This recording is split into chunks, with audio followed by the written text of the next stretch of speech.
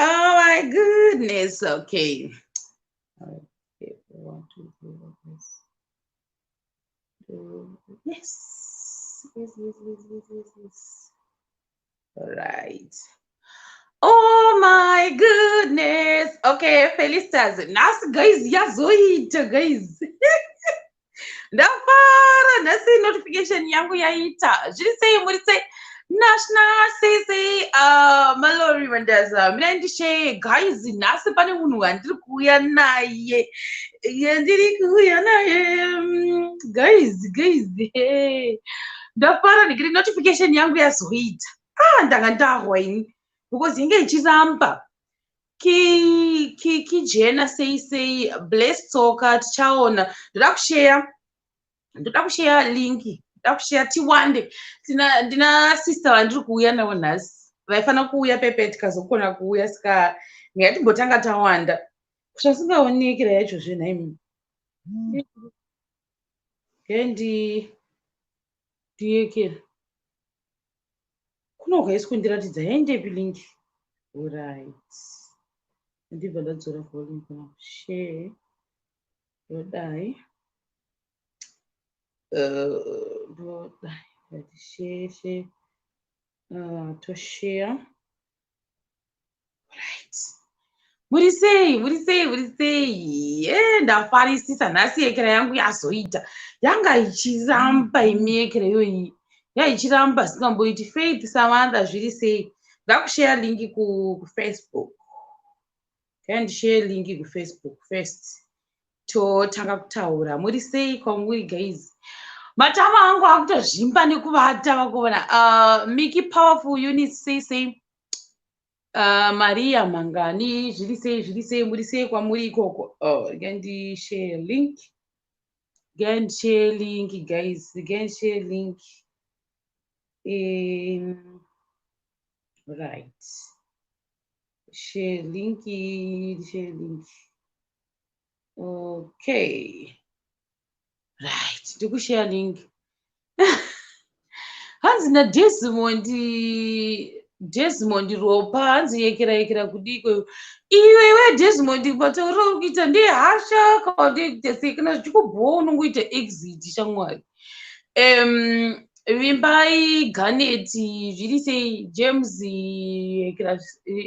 yanzani Rebecca sei ndikumboshare link panapa. Perfect. Nekera James Ropa. Ndototi time counseling yenyu panapa imboita time out. Kana zvichikunyangadza time out. Muri sei guys. No matter Marcia sei Delight tsitsi pedzirai. Direti wakamboni murose pindika kuignore shamwari. Guys ndishare link guys. Mashura mirei tange magonda mashura ndaona pano izvozvi. Ndo anonzi mashura. Mashura manager ndiri kubva kuona izvozvi pane chimessage guys. Mukuziva munhu wandaireva wewe kuti akatikwidibira from yesterday. Atikwidibira izvizvi ndo paari kusenda chimessage chake guys. Ndandimbomudaviri. Ukatibata rafu munhu iyeyo handimbomudaviri. Ngarye agute aite matama. Naye guys kubva zuro kusvika nhasi izvozvi akuti mhoro. Onditi mhoro izvozvi nyangwe nemiwo. Aiwa. This is desperate. Zviri sei Aqua. Zviri sei Aqua. Alright. Anyway, metimbora tosvika pachia papo. Tosvika pachii. Ndikumboshare malinki kumbirino. Mwanyara manjeya zviri sei memo dziripi. Kuri sei kuChina. Kudzai mundeta. Kudzi yes. Precious Mwanika Majita sei Tatenda Jane. Zviri sei. Teta mnyama. Guys. Teta mnyama panapa. Pane I think kunenge. Handitodaviri munhu akutanga kutondifonera izvozvi guys. Munhu akutanga kundifonera izvozvi. Can you imagine? Anyway, zviri sei guys, mainboss isalinga apa tiite sei, tiite copy.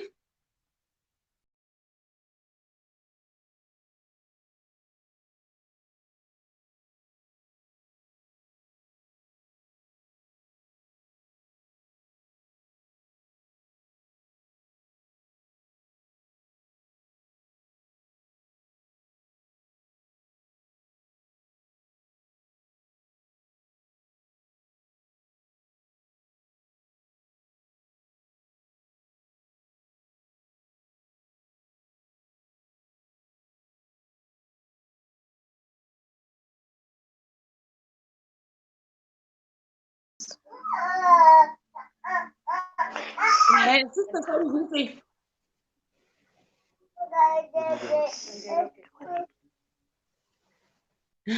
Wei Sister Shamie vambonyaradza vana kuseri ukoko then tovaisa panapa. Tina Sister Shamie guys, tina Sister Shamie vana vanenge vakumbota noise. Ndada kuunza Sister Shamie timbotaura naSister Shamie panapa. Guys, munhu ari kundifonera handisi kutomboda kudavira because nezuva akatibata rafu guys, munhu hangambotibata sechikorobhu kudero. Aiwa kana ngaainde zvake. Alright, ndiendise Sister Shamie panapa ndichivaisa wepadiwa pamwoyo. Zviri sei Sister Shamingo? Zviri sei? Tiri bhuku kuri sei kwamuri? Kwatiri nhasi kuri kupisa. Muri kupi bibi Sister Shamie? PaCheetown apo. Tisu vapfano vepaCheetown. Alright, chimbotiudzai kuti ndiani anonzi Sister Shamie, munoita nezvei, muchijingirisa zvipi nezvipi? Sister Shamie vanonzi Mona Lisa Tenderere, paida moyo tenderere. I'm a filmmaker. Filmmaker is a broad word. Tinoita zvese kana uri mufilm. But mainly inini ndoita camera, photography, ne-production management, ne-production designing. And I'm also a digital marketer.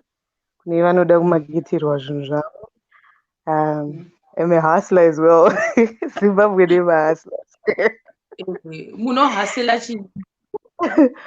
I have a line inotengesa ndingangoti bhutsu, clothes, ndine page rangu rinonzi Paida Collections. Kuti vanhu vanotenga zvinhu. Yes. And they also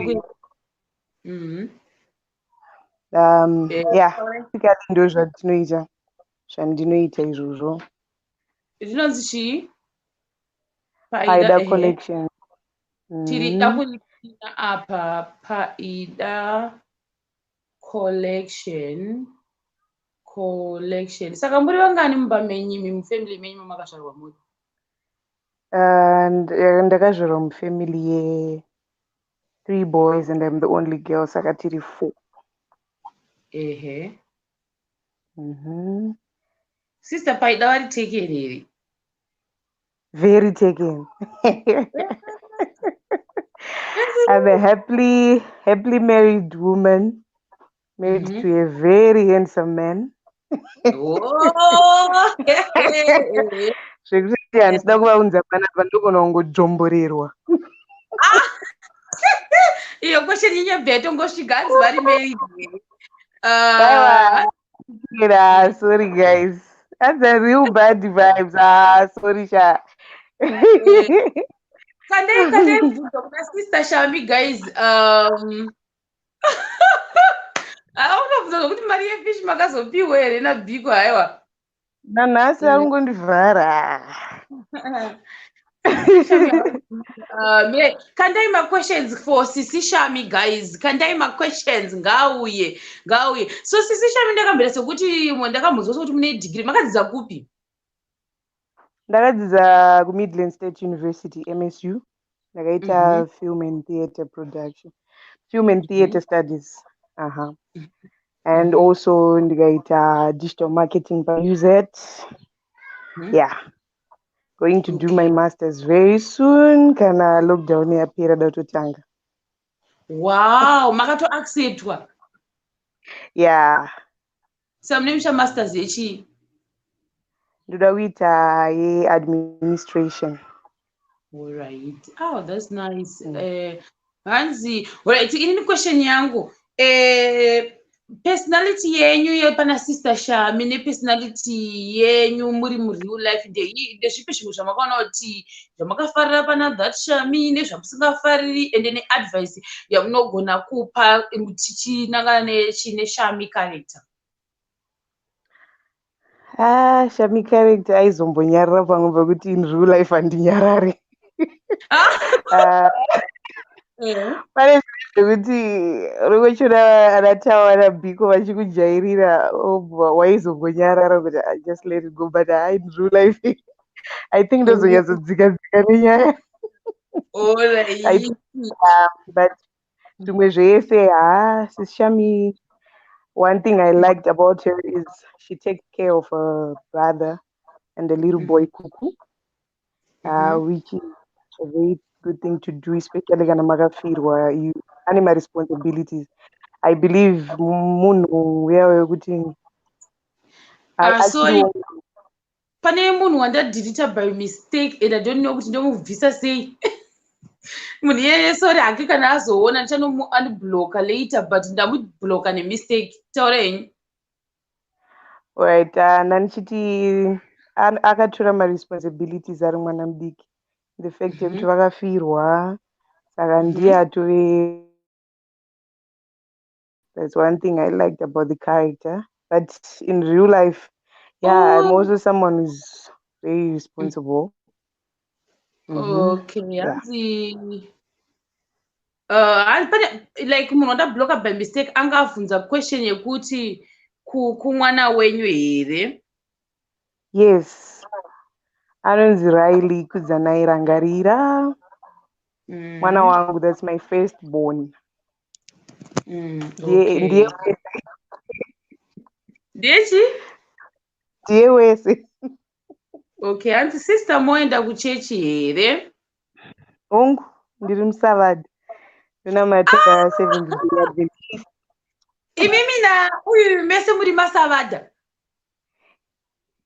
Isusu tiri 3, inini Mantawa naChido. Alright. Ndikuda kuzama kuti ndite ndichi unblocka that person wandablocka nemistake, ndite ndichiisa questions enyu apapa. As the blogger I was going to die. Uri so natural manje kana uchiactor, it's nice. Which church vataura kukumwana wenyu here? Sisi Shami hamudi kutangawo kabusiness kamunobatana nevamwe vakadzi, especially masingle moms? I'll be very proud. My wendevapiwa ndaindanyatso alright, anzani Alice Zuze. Ndingafara sei.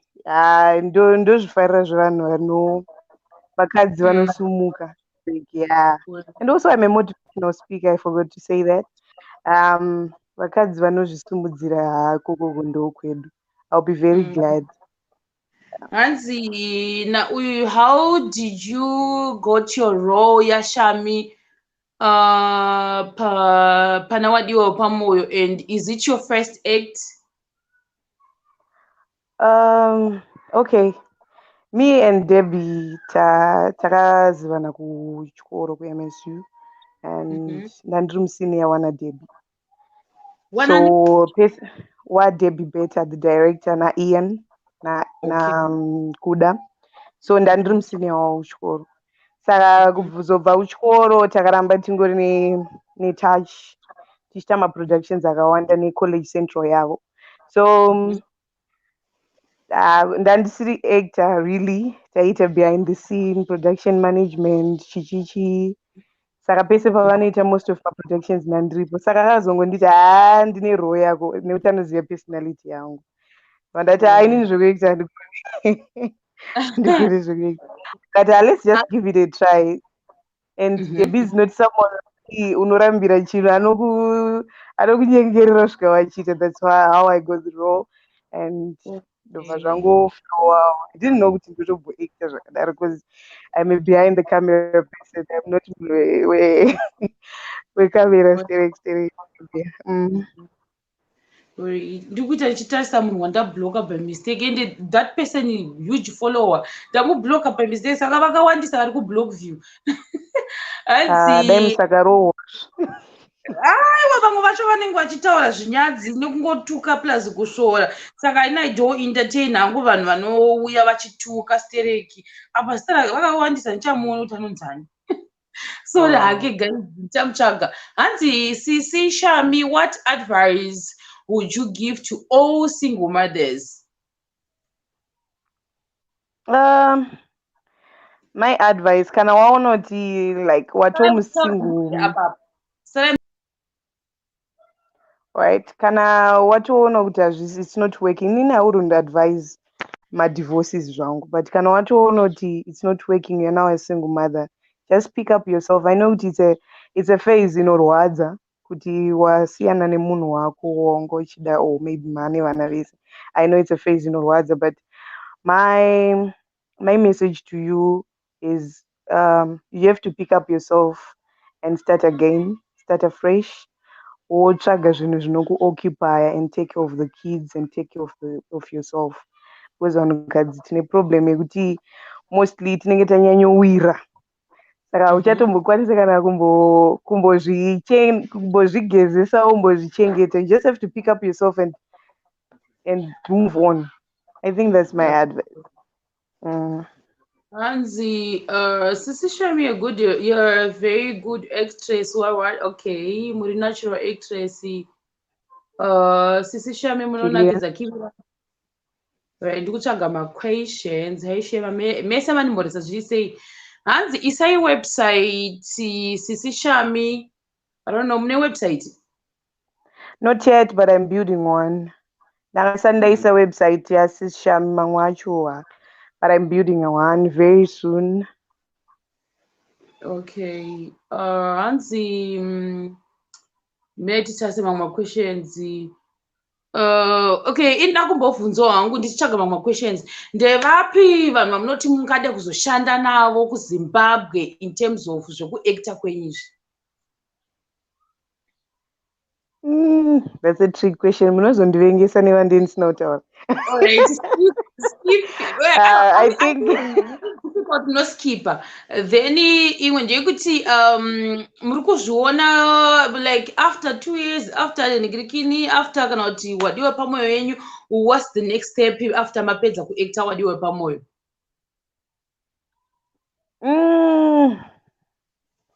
Yeah. Honestly, wadiwa pamwoyo, I didn't know kuti ichaenda this far. As I told you, kuti I wasn't really an actor. Saka izvezvi it's still a dream kwandiri. Saka I don't know. I don't. I don't know if I'm going to have another role. It's very hard for me to answer. For now, like izvizvi like ngatingoti nefemi kuva popular muchinzi Sisi Shamie munozvitora sei ende muri kureacta sei nepopularity yenyu Sisi Shamie pese pese?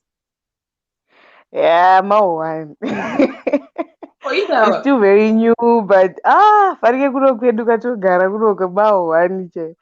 Kana zvese zvaunenge uchifanira kumboita karutini keke kawaita everyday, zvimwe zvacho hakutoita uchitowanda muzi chimugete unongoriziva mapicture ndasmairi maja vandigone kutsangwa vai vechingozhiya uchingotirwa masmairi, but I'm loving it though. I'm loving it though. The feeling is just great. Yeah, I can say that. Oh my God, no, please. Sorry, Sisi Shamie. Munhu wamabloka wewe. Aifana kuuya panapa zuro saka munhu waya akungoramba achindifonera saka handisi kuziva kuti nekuti andiona ndiri live here kuti handizivi. Hanzi matoniti usarobwa. Sisi vangu ava vataura kumashure. Hani vataura chingoisamaraiza kuti chi? Kuti munoitei? Uyu mufesi uya atondikanganisira zvinhu zvangu panapa. Alright, taurai. Ndichangozviita in short. I'm a filmmaker. I major in production designing, production management, and also I'm a photographer. I've got a page for Tinonzi Save Media. No my moments is a bit wedding lobola. My parties. You can also check on Facebook, Tiripo, Instagram, Tiripo Save, and Sis Shamie is digital marketer, and also a hustler. And Okay. yeah, that's what I do. Alright, hanzi pane iyi yakuti hanzi ma-inlaws enyu anozvitora sei, ko ma-inlaws enyu are they supportive or havana kufarira kuacta kwenyu? They're very supportive. Vakazvifarira. Yeah. Okay. Hazvikanzi pane iyi, but I think ndichaiverenga, but for me I think it's a tricky question kuanswer since vari vachishanda vese. Hanzi who of the guys in Wadiwa anonetsa kuacta naye in terms of kunonoka or kusekesa vanhu, delaying the production? This one I don't know if you should answer I it can or answer the other moiskipa. part. I can answer the other part yekusekesa. Tese production yedu, we are like a family. Panotongo crack joke. Inini I can even crack a joke tese tobva taseka. When we doing it, you can never atite seriousness umwe. We are a family. Tingoita zvinhu zvekutoti zvifambe, saka handinganongedzere kuti ndinganoita tese. Yeah. Okay, that's a good answer. Hanzi pakuzvarwa nekukura nehashanzi dzenyu 3 imi muri mega musikana, what are the challenges amakasangana nawo? Challenges. My challenges, I may not be challenging. Let me just say it. I may not just want to say. My family unenge wakutozvito a fourth boy in the family because unenge usina musikana anenge Welcome to sisterhood. yeah. So unenge I think I would take it as a privilege because it made me the woman I am right now. Because varume zvavo generally vane kamwe kaustrongness kavanako and uchikura navo and unotodzidzira kuve FM and very brave. Saka to my family they were so supportive and vanenge vaitoona kamwe kamboys kavo and vataura pavanhu. My father is one of the people ekuti aigona kutokutekera mabhurukwa zvaizvo itopfekedzwa zvimashati mapesi kwangu kune 4 boys. Right. That's nice. Inini kwedu ndine 5 mabrothers, ndiri ni 1 musikana zvo. Ndosaka tiri kuclick. Saka wani hanzi sisi Shamie pane mumwe wandiri kuskipa. Guys, bvunzewo ma-questions ari logical wanditi pane mamwe wacho andochaskipa ndoona kuti hanyatsa kuita zvakanaka. Hanzi, how is your family taking it zveacting? Your husband, ngati answer your husband, ma-in-laws ma-answer. My husband is very supportive to what I do. And kana pane chandiendaita chisiri chaasingadi just go straight kuti hai chachiti. He's very supportive. And before I come to you guys, before you knew Sis Shamie, tinoita katombotaura that. Then this story for right now, anga asingadi. He's very supportive and also with his kid kuti arimo vamwe havadini vana vavo. Yeah, he was very supportive. Mwana wenyu handiti uyo mune makabereka? Mwana wangu, that's my first one. That's nice. Okay. So very supportive 100% and I'm proud of it. Sisi murumenyu ataiansa iyi. Pane imwe inge yakareba this one. Hanzi Sisi Shamie, ko kana ndichida kuacta ndoitawo sei, because I think that's where my talent is. Ndokubatawo sei Sisi Shamie ndikuda kutaurawo nemi? Vanhu vese vandotaura nemi, you can go on my Facebook page, Mona Lisa Tenderere, Instagram yakanzi Staxi92, Twitter you can as well use Sis Shamie, and then yeah, mukandibata page renyu riya page iro munobatika futi apa futhi ipapo apa pari more Alright. business but pa social Mona Lisa tendere pa Facebook sis Mina Shamie Facebook. ndinyore. Mina ndiona kuti ndokwanisa kunyora here kuedha. I think awandisa ndichakwanisi kuedha. It's fine. It's all right. Problem ikuti kaka foni yangu yakuti ichiaffectwa nemunhu uya zuro pataida kuti auye akatishainira saka nhasi ari kundinetsa pa. I don't know kuti ada kuti ndiite sei. Musadero zvenyu. Handiri palive here. Handiri palive here veduwe. Ndiri palive vari kundifonera vari kundidhimanda kuti ndofanira kumuansa. Ndiri palive zvoitawo here. Anyway, hanzi Shamie. Azuro wacho patakamunyengerera akaekera. Hanzi nechitendero chenyu munozvifambisa sei like to be a hustler? Nechitendero changu to be a hustler.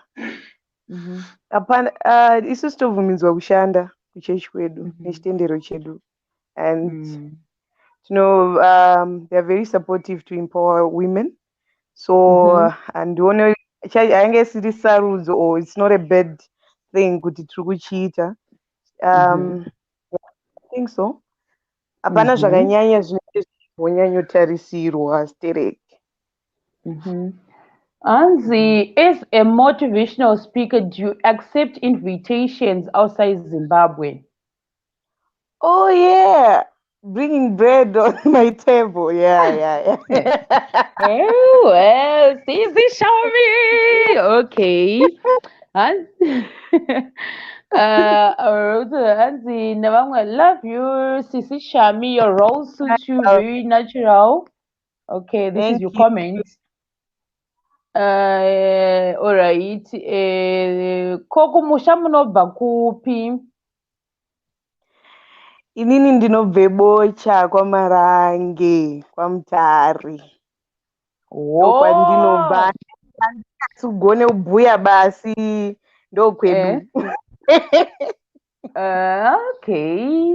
Anyway, Hansi, this one. Sister, there's this point coming in whereby Baba Koko wants to come back. What advice would you give to people facing dilemma on whether to consider an ex-partner to support the child or not? Your question, Yaj. In terms of just supporting the child, I wouldn't see anything wrong. And Kanayanye Guti wants to come back into your life. My advice would be munozivana imi muri two. Munozivana chakambokuramba ndai muri two.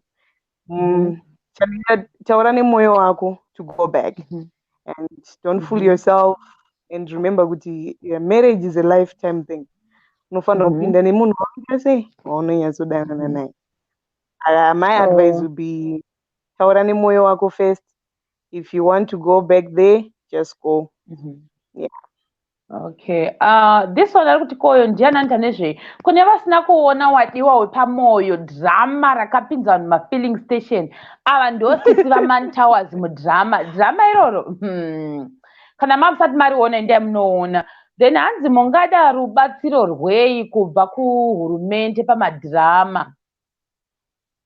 Question yacho iyo. Rubatsiro rwatinongoda sponsorship mari, because here in Zim my film industry is not that good in terms of finance. Tinodawo finance tichidawo maproperties ekushandira into zvinhu zvatinoshandisa, all that. Ndingangoti chimararamira tinoita ayaya as ndisiri Sisi Shamie. Zvese izvozvo tichizvida mudrama, tine zvimwe zvinhu zvatinoda kushandisa, tine mabuildings atichida kushandisawo, amwe anenge asingabvumidzwe negovernment atichida. Yeah, I think financially ndo yatinonyanyoda from the government, and permits to do my shootings even on my streets. You can't just shoot. Saka ndo zvinhu zvatinoda from the government. Oh, okay. Hanzi, Sisi Shamie munondigonera zvangu. Makanyatsochila zvenyu munhu bo. Comment yenyu iyo. Sisi Shamie, hanzi todawo kubawo pafirimu. I don't understand this one. Kubudawo. Oh, kubuda. mudiwa okay, help from the government forget what aiwa vanga vachingotaurawo zvinhu zvavo zvavari kushuvira kuti vakanganwa kana kuita sei izvezvo hatizozivi asi vataura zviri pamwoyo pavo. Unzei mamwe questions da kumbofunga mamwe aibvunzwawo team renyu. In terms of leisure time, muri free time penyu munoitei? Musiri kubasa free time nemuchitei? I love gardening. I love farming. So most of the time then ndichirima ndinofarira kuexperiment as well. Tunu.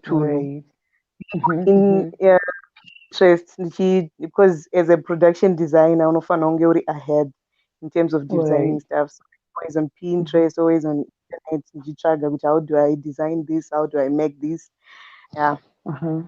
So apa mune muchidesigna mawebsites kana mune muchidesigna chii? Because vamwe vanodesigna mapikicha, vamwe vanoita sei? Imi mune muchiita sei? Ini ndodesigna zvinhu zvakasiyana, mapictures, kudigital marketing futi tinodesigna mawebsites, kunoziva sei, kudesigna even costume, kumafilms, kudesigna even malocations aya munozoona, mafilm mamwe aya akanyanyuka siri yedu iri this simple, tinodesigna even location, hembe, zvakasiyana siyana. You just make a personal story with only visuals. Okay. So like if let's say munhu tomboti ndini ndoti sister Shamie ndoda kudesignirwawo what a logo chichi munochaja like roughly mari in case pane vanhu vanoda kuita sei, vanoda kugadzirwa malogo, vanoda kudesignirwawo zvimwe mawedding, I don't know kuti munozvifambisa sei, mune muchichaja like mari mawebsites etc kana muri comfortable kutaura? If you are not, it's okay. Panobuda mari. My website is too expensive. Zvenda nemunhu kutaurirana kwedu. Website vanouya kuinbox but tunana logo $5 or chingodaro chidaro. So even I as well design. Nenyaya yekuti I'm a hustler ndogona kudesignira imba yako chaiyo. Like wow. Yeah. Ukati nini ndavaka imba yangu. This is the house I can design for you. Kuti furniture yakati inofanira kunge yakadai so chichi colors anoblenda and this room and everything. Yeah. Oh, that's nice. Saka tomboti nini ndakutaura side dzangu. Tomboti nini ndoda kumba tosara kuseri. Dada kuzwa like in general in case someone vanozova interested in that but ndozoya kuseri but dada kuzwa kuti let's say uri kuda kupendesa madziro wawati chichichi saka you can help with that muchiti no madziro angaite so here kuti munogona kuti ngatiite design yakati mune muchifambisa sei, imba iripo kare yakapera asi ndoda kuchinja madziro, munokwanisa kuti no ngatise color idzi kuti munoita sei? Ndozvada kunzisa. Exactly. Izvozvo zvinokudza ma-trending colors zvinoenderana ma-themes kuti mumba yakati ngatichida iso kana your theme is black and silver kana kuti dziri kutrenda mazuva ano gold, vamwe they are all white, chikuratidza kuti aiwa iri cushion rakasara akuisa mafake chikubatsira to bring beauty in your home. Ndozvatinoita saka zvotangira zvese nefurniture inenge iri ningiri yaunokwanisa kuisa mumba mako. Saka zvaizoti kana makuya kumusha kana nditi mune muda kuchinja kubva kudining kusvika kumabedroom ndokuratidza kuti aiwa you can do this. Alright. That's nice. Saka ndozvadaida kungoti mungo clarify in case mwe munhu anogona kunge ari interested. Handiti Hanzi, where do you see yourself in 5 years? About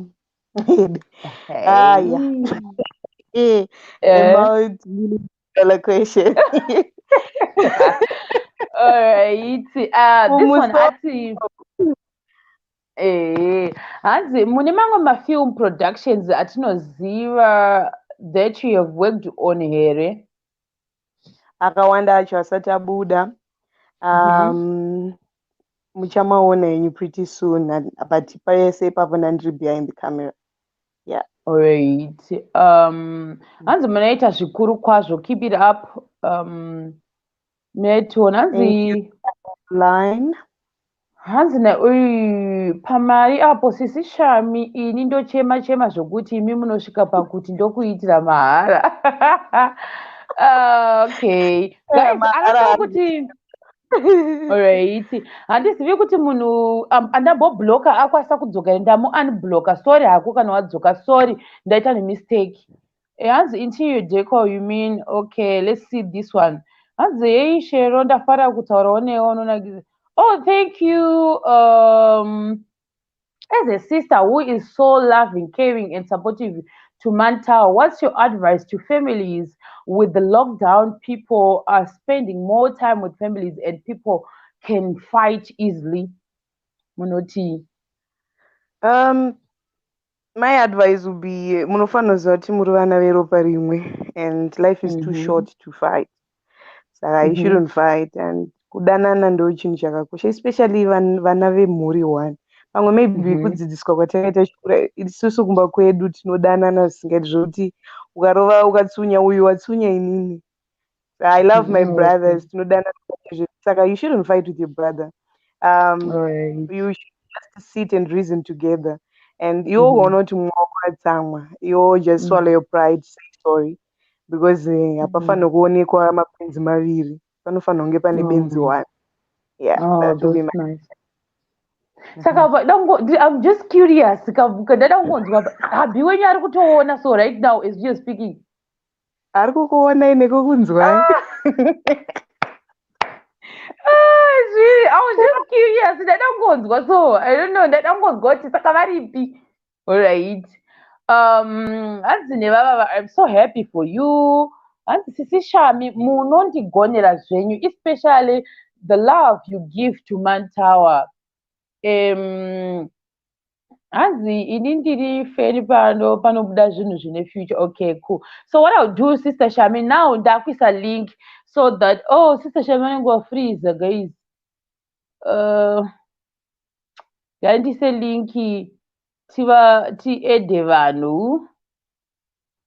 Sister Shamie va freeze. I hope data ravo harina kupera, guys. Sister Shamie.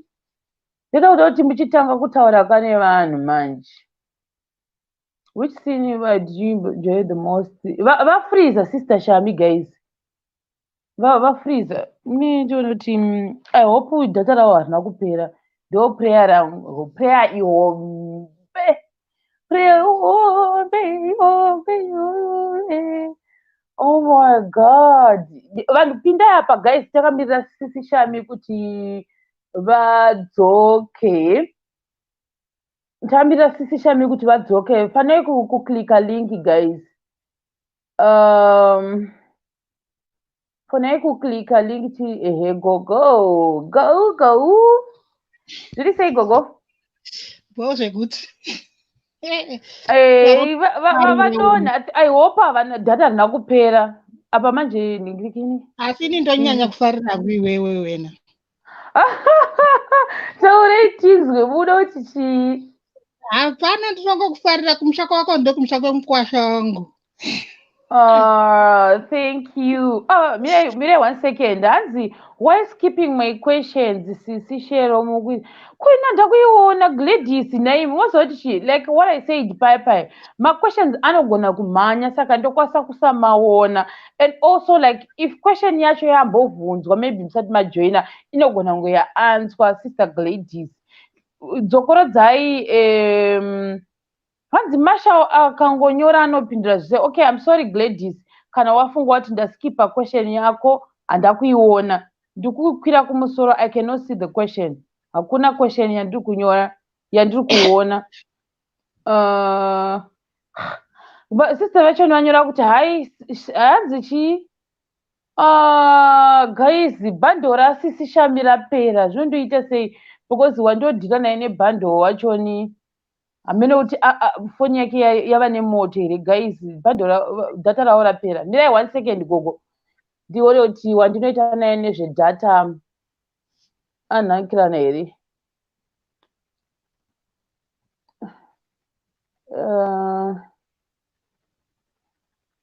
bando rapera ndofunga vaisirwa bando rishoma.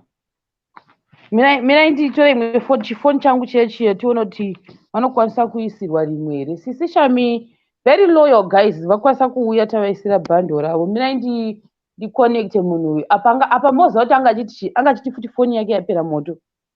Kuri sei kwamuri gogo? Aiwa tiri kungovarairwa nemi mulockdown muno. Manje oneka sisi Shamie vacho bando ravo rapera manje tichida kuti mumbotaura navo. Vanenge vaisirirwa rishoma. Handiti. Mina ndizame kubata uyu. I hope asvika kumba because anga achiti haasi kumba. Saka ndoda kuzama kumubata.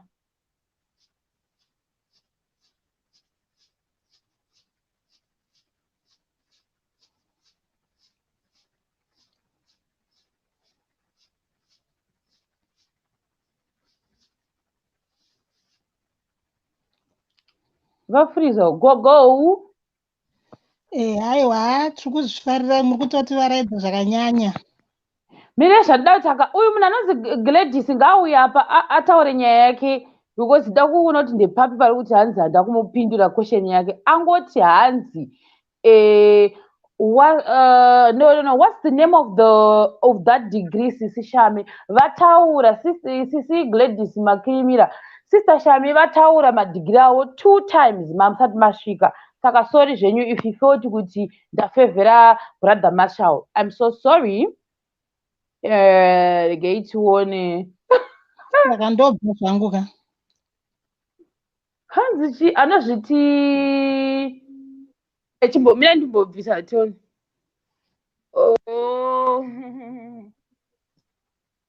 Mina ndikubvisei. Sisi Shamie wacho vakundifonera futi. Mirai guys, Sisi Shamie vari kufanira kuisirwa rimwe data apapa. Hanzi uyo anozviti Emerson Nangagwa, this is directed to share. Please don't make questions biased for the interview. Let them answer questions. Don't say I don't think. Imimi vari kuzviti Emerson imimi vari kuzviti Emerson. Ini ndoziva pekugumira because ndoziva kuti I don't want to ask zvimwe zvinhu zvinokwanisa kuzoita jeopardize job ravo. Saka I have to say that. And the interview yacho haisi a serious interview yamunofunga kuti ndevanhu vari professional. Tungoita zvinhu zvekungoriwo general. Kune zvokuti vamwe vanhu vabva panapa vanozosvika vakutanga kunzi iwo wakataura zvakati panhandikirani. Because last time we had a problem yekuti vamwe vaibvunza kuti how much are you getting kubasa kwako? I wouldn't advise munhu kuti answer a question like that kuti vaudze kuti ndowana mari yakati kubasa kwangu. That's not logical. I should tell them. Because the young I see professional as well. So I'm sorry. Okay, cool. Please attend to go first. Alright. Ndambovabvisa ndichavadzosera. Asvika paPhoenix wadarika question. I cannot say just fine munhu wese guys. Let me see. Tikumirira kuti Sisi Shamie vaisirwe the people feel I believe Shamie is going to be okay, cool. Maybe poor. No, ndingiri data ravo ranga rapera ndo randiri kumirira kuti vaita sei vaisirwe rimwe data. Nixie the ambassador. I don't know you, Nixie the ambassador.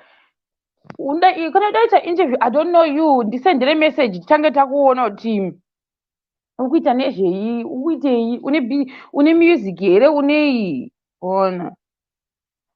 Mina nditarise kuti ndione kuti Sisi Shamie vaita sei vadzoka here. Vanbo Eda NTM ndiani. Hello NTM. Hello? It's NTA. Should he say? It's NTA. Okay, should he say? I'm fine with yourself. Did it go? What did he say? Pana. Okay, mina ndibabloka vanonzekera vavo. Vanonzi Emerson vavo. Rega ndivabloke. Vaende zvavo vanozorora. Alright, takamirira Sisi Shamie kuti vadzoke. Ndataura nemunhu wandinopa uyu kuti aekera. Zvikuri sei kwamuri? Kuri Bo Zimbabwe amene ikoko. Kuri bo, kuri sei uri kupi mimi? Wati wo Zimbabwe? Hello? Yeah.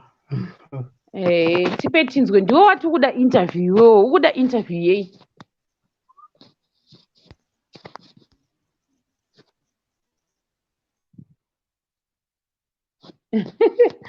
Okay, Vicky, gogoda kuti vazodzoka futi. Vicky, thanks, zviri sei? Toda kuti gogo vazodzoka futi nikirikini because attention yangu inge iri divided. Waona manje. Because ndachida kuzama kuti vasisi Shamie Vicky nikirikina uyu. Anopenga uyu hazina NTA, it was nice. Angada ngouya pauyu obva disappear. Munya zviri sei? Handela udhurezo karikwana nemabhanza ndozvibhanzura guys, because ndikasazvibhanzura bvudzi rangu rinoshiringa rinoita tutukutuku dai, saka ndofanira kutoroka mabhanzi apa guys. Gayai ndiwo mashura. Ndiri kubva kutoona mire 1 second ndizame kusendera sisi Shamie link, vafollowe link futi. Okay, matumiwa imwe guys, zvakaoma. Yandiona kuti ndivape link vafollowe futi. Ndiri kuzama kubatana nasisi Shamie guys. Vamwe dambopinda ngavapinde. Iwe vanonzi Viki yekera uri kufreeza ndikakuaida uri kufreeza. Zviri sei Viki? David. Ya ndakunzwa. Uri sei? Kuri sei? Ndiri Kunyange yange yapera moto ndiri patiuona. Kuri sei koko? Kuri bo. Hello? Amene ikoko. Tipe tinzwe manje sisi Shamie vabuda chimbotaura anything for sisi Shamie, vanozozvinzwa vadzoka. Sisi Shamie tongofarira kuacta kwawo tete. She's good in acting, yeah. That's all I can say. I think vari kudzoka because ndati vawedzerwe data ravo. Tata vasponsor nedata. Saka ndorora tikumirira kuti vawedzerwe. Hanzi rapera because vamwe vachindifonera. Hanzi link ndavaisira sisi Shamie paapo kare, hanzi masaisai apera. Tavawedzera ndirini data racho Oliver Shapala. So I'm sure vari kudzoka. Thanks Vicky. Mina vadzoka sisi Shamie. Mina utaure nasisi Shamie. Sisi Shamie is back. Sisi Shamie. Hello guys. Right, I hope rino sustain rimwe racho ni taurai nasisi Vicky. Makutaura nemafans manje. Okay. Sister Vicky. Hello? Taurai nasisi Shamie. Handisi kuvaona kasisi Shamie vacho. Varipo ndavaisa paskirini, chingotaurai horeti vanozvinzwa. Imimi ndimo ndisiri kutoona, ndiri kungoona. Muri right here sisi Shamie. Sisi Shamie vari right, ndiri kutaura nani. Inonzi Victoria. Hi Vicky.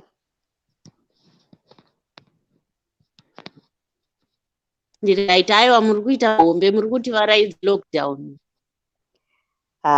Thank you. Tokutendai nekutisapota.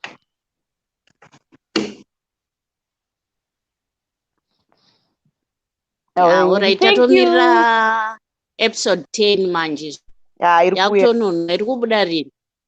Mangwana. Alright, thank you, Sisi Vicky. Mirandi Edeva. Thank you. Bye bye. Okay. Right. At least mnoba mamuva kuenda ku Sisi Shamie. Munya. I hope Munya is knowing. Oh man, why guys? Munya fana utombopinda pa. Munya is my brother. Should he say Jemu? Should he say? Hello. Hello. Vari kudonha. Mirai ndidzose ndise link again. Mirai ndise link. Mirai ndise link vanhu vajoine. Mutaure nemafans. Okay, Joseph. Hello, brother Joseph. Yeah, how are you? Ndiribo. Taurai nasisi Shamie. Atete muri sei? Atete anofara hawo muri sei? Munowanza rafu mani. Handisise mukomana wachandaka rafu so. Munofana kunzwira Man Towers tsitsi akomana musamudaro so. Alright, apa 10 handimbomudaro. Alright, paripo. Thanks, Shamie. Muri kupi ko brother Josie? Alright, thank you. Ndakataura newe this other day, musi Friday, you remember? Tiri plus 44. Oh, ndeta ndikangamwa vawachisa. Thank you. Nasister wako vemabhanzi vaya vakauya ndodzoka futi manje.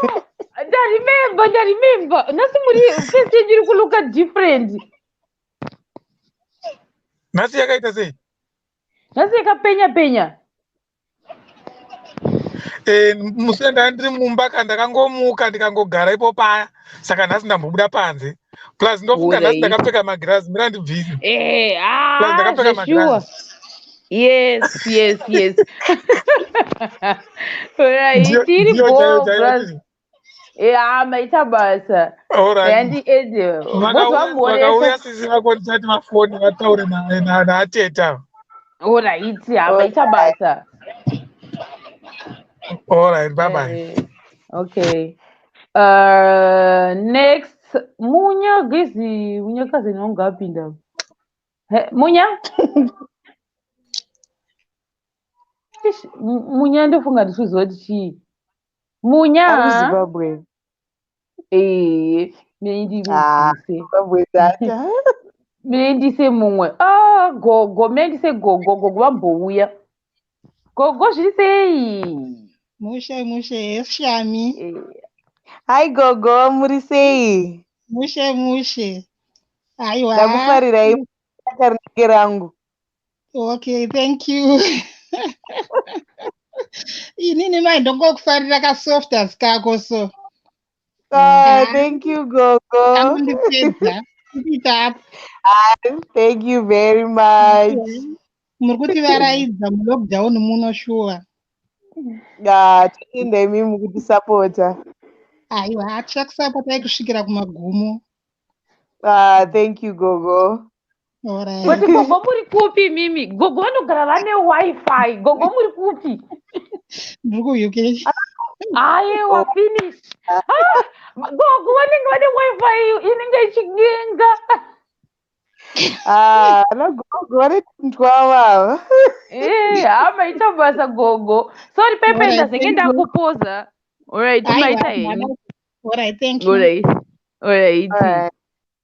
Again, they say, hey, my cousin is in the queue. Alright, sister forgetting. Pinda cousin does vaudza vana. Cousin. Forgive. You say, hello. Shame, I would say. Ndiripo kuri sei Gogo? Kuri bo, muri sei ko sis Shamie? Sis Shamie vari bo, muri sei? Tiri bo, muri kutiitira zvakanaka. Ndanga ndisingatomboiziva vadiwa vepamoyo, but kubva pandakangoiona, aiwa munogona. Thank you very much. Rambai makadaro. Alright, ticharamba tichikuvaraidzai. Hello. Andisikashema. Hi, zviri sei? Ari kuZimbabwe. Ndikukuinvite kumuchato mamanje. Don't worry. Cousin ka asitaurwe palive izvozvo. Kumuchato ikoko ndendiko. out cousin ndavaende pane mumwe ari papi pari pani aendepi kumufesa anga ari apa pangari pane munhu anga ari mufesa anga ari paqueue rega ndise alright kudzi unenge adonha zvivisei kudzi reni Sis Shamie. Hello. Ndiri mwana wa Sis Shamie. Ndonzi kudzi futi. Muri sei Sis Shamie? Sis Shamie, right. Ameno kuku ari pano aenderewo kreshi kuku. Nasaramba. Ndiri right inini. Aramba. Ndinofarira kapati kaya kamunoti zvoni kuna mantawa ndakusira porridge rako remupoto mukaudya porridge remupoto ndoridawo. Ndokuti porridge ukaona waisirwa muplate hapana dhiri poti makoko aya ukunyatsoziva nyaya remupoto ndo rinoita makoko aya uchinyatsomaraka haiya muziya wani. Muri kundigonera Sis Shamie, muri kugona. Thank you kuku. Muri kugona site ndikufara njee muchiacta muri kugona site murambe makadaro. I love you. I love you too. Thank you very much. Thank you, Kusa Kuku. Next is Brother Tonda. Tino Tender. Brother Tino Tender. Smile. Brother Tino Tender. What is that? Madonna. What is it? Vanotya. I think vasingazvifungiri kuti vava live. Regai ndise linki futi tivaisire apa. Okay, bayai linki azishero ndi unblock one. You try more mazipete. Do not go unblock say you watch comment apa. It means utanda kukublock zvenayo. Ndinozokublockire izvozvo kuda kuti adzungu. Anyway. Join amana ndeisa lingiro. Crazy. Ndakapane taurai. Ndichatukwa nabosi wangu shuwa ndakangana kutaura kwandoshanda. Ndoshanda Zimbabwe International Film Festival, ZIF, net administration, and now we are running a project in the narratives from Zimbabwe.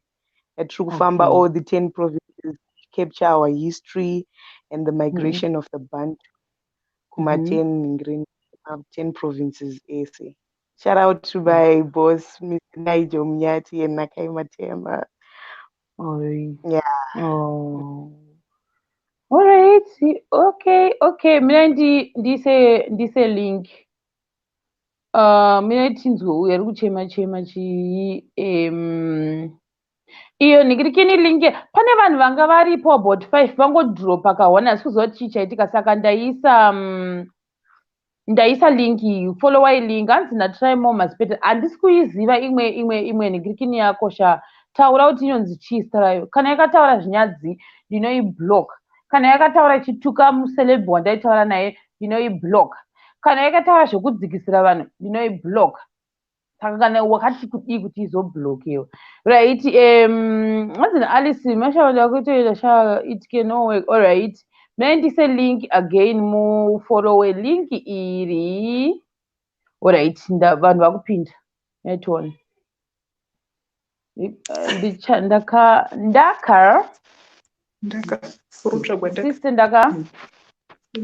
ndiripo uri sei yesishero ndiripo taurai naSister Shamie. Sister Shamie. Hi Ndaka. I'm good. Sister Shamie. I'm good. Ndinofarira zvenyu music yenyu. I just wanted to say hi. What's up?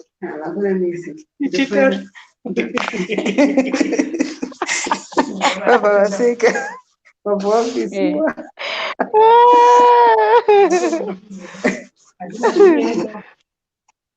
Ndofara kaita kwako. Ndafara kuti muri musavadha nendiri musavadha. Adventist to the heart.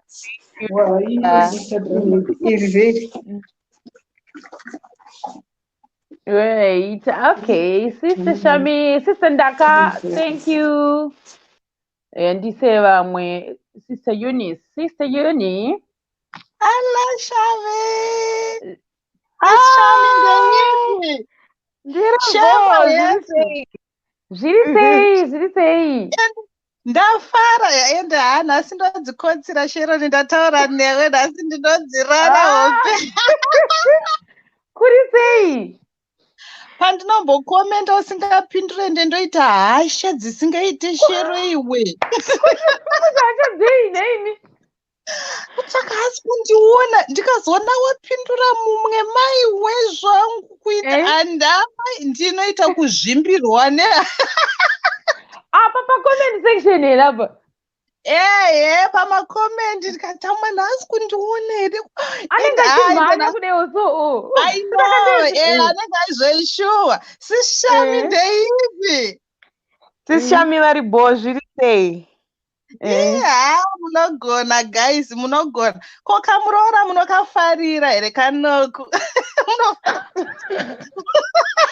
kamusaladi mirai mune pakachauya padheni mukise kuseniseni kaendesei kwahonde kanosakura hakadi kutaundi kaendesei nguva yekukohwa kamusaladi naimi kaitotadza kana kutsiga mugomo kudai naimi kanoda kumusha mukaendese kumusha sishami kakango dai chete dai kakasatorwa nebhinya iri bhinya rinonzi tendai iri ndorandakutya manje bhinya riyari ndinoti kana neniwo hana iri kutorohwa nehana ipapa asi akazouya kumba kwenyu yanga achimboti gungu achimbodai munozomuona sei ina handizomufarira ina ari murorongu aiwa saizi yake ndinayo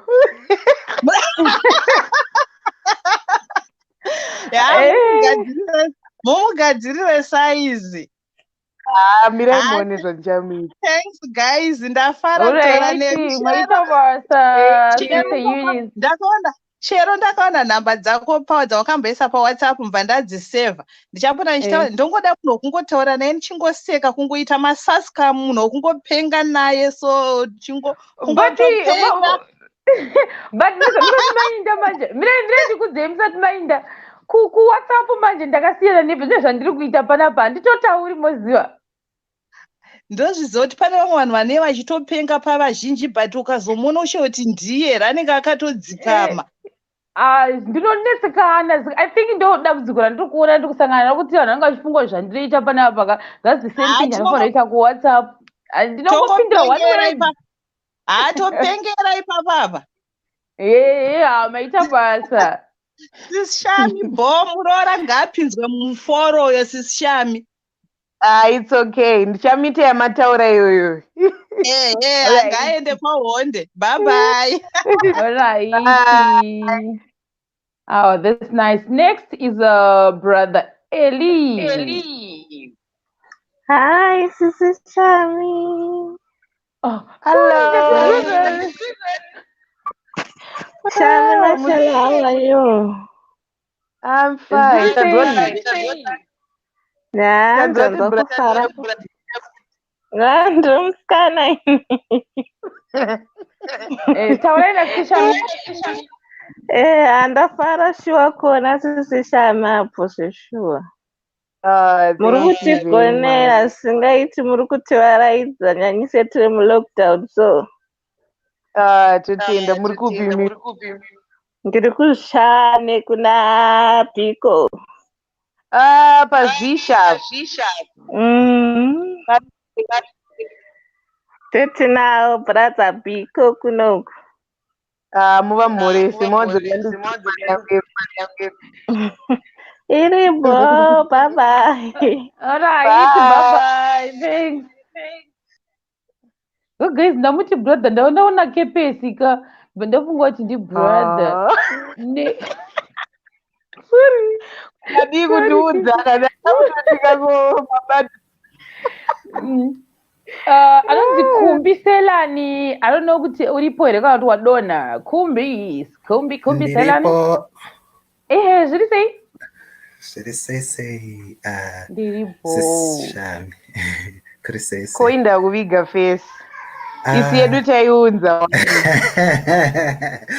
ndachida kuti mundione but nezuro pani pandakambofona, so my camera wasn't really great, so I think it's better this way. Ndofarira basa renyu. Okay. I enjoy your art. Kamuchilira kamunenge makaita manje apa muchitaura zvenyu rafu. Yeah. Keep on doing the good work. Keep on pushing. I hope Wadio Epamoya is not the last of my projects, or it's not the last we hear from you. Yeah. One more thing is, and the other thing is, Ndafara, I'm also Adventist, Sakapa, this is no,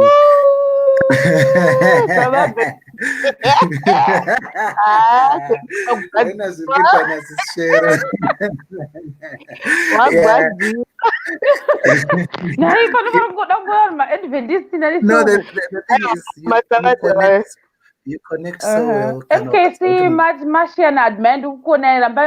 All right. Yeah, let me just rush up so that I'm happy. I'm saying, you know, unofila bo ukawanswa say the day, because you know, once one go vakumba, it's not always easy to go to church. Second dance go mnga chiti munoimba, minoti munoimba kupi. Mumbo so timbiro okay 7th day one. Just him timbonza kuti.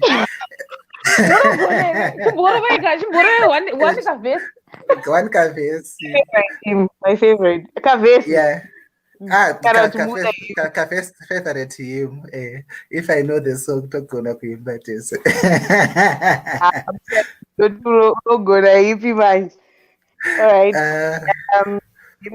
49, I think. Rukariro urorwa.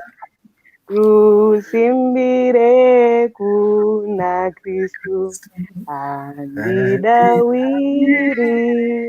munhu asimuzita raJesu dinomira kuna Kristu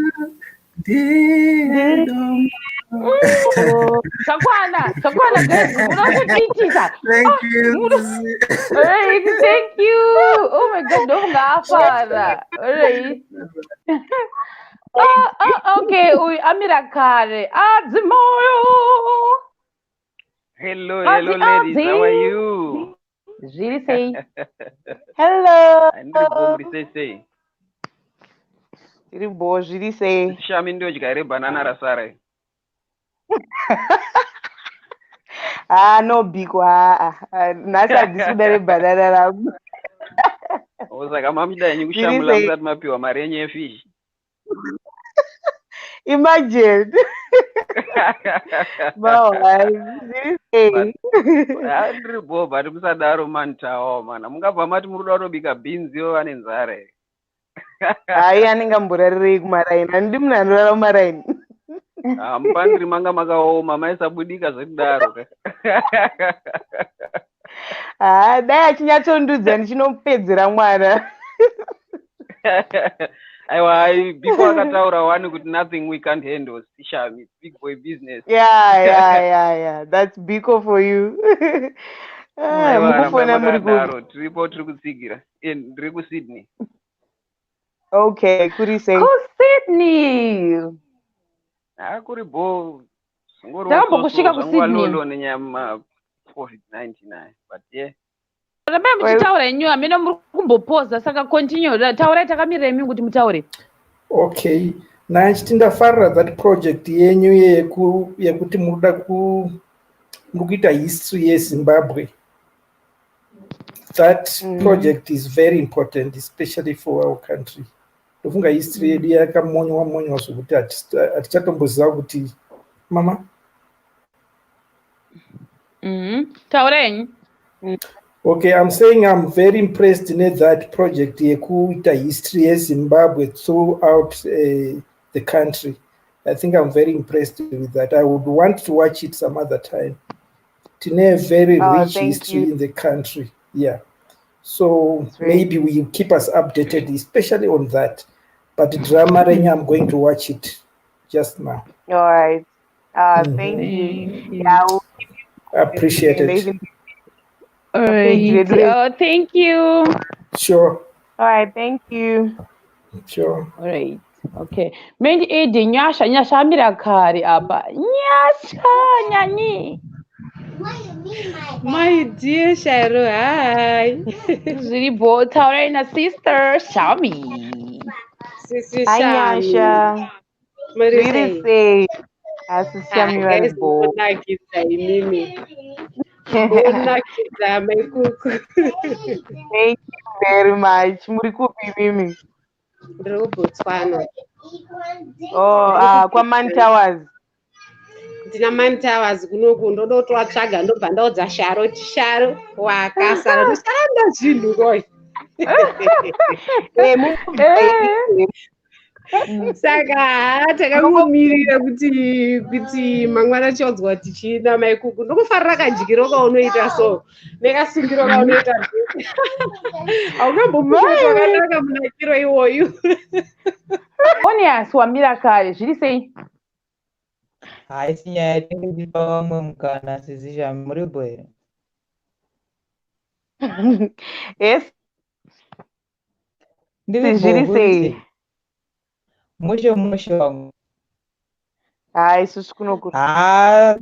Kurandepera iye munoziva role yamunoplaya yaya yakabva yandifungisa kumusha wezhira kumasvingo. 1 minute 19 minutes 1 hour 19 minutes. Taura henyu ndandautasa pandofanira kunoedita pataurwa nemunhu pa 1 hour ndite zvokunyora kuti 1 hour 19 minutes ndofanira kupa editor.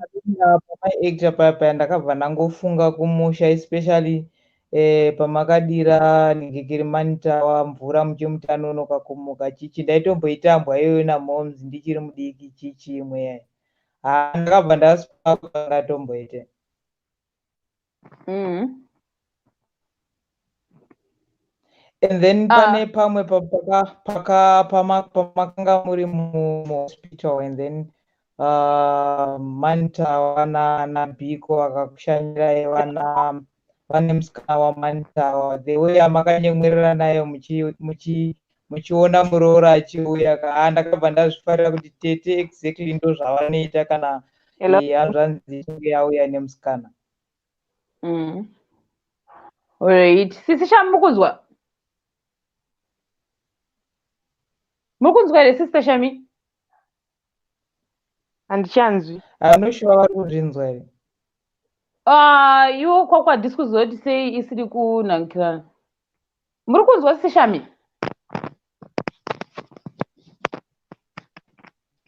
Sister Shamie? Sisi Shamie muri kutinzwa here? Iwo tiri kuvaona but nganditendi ndivabvise ndivadzosere futi. Inini ndiri kuvaona zvisingaite. Kana kutoita action ndiri kuvanzwa asi handisi kuziva kuti sei vasingachakwanisi kutaura. Someone trying to network yanga ichingoita mazino but tangoramba tiripo. Kick from Robert will be removed from the scene. If you want to prevent a person from, you should ban them instead. Okay, mina ndite so ndoda kubhana uyu ban existing guess you will need to unless they refresh you can turn this off. Iri kutonditi zvone ndofanira kuekera ndiekera ndimubvi ndimite kick off. Shamie muri kundinzwa here?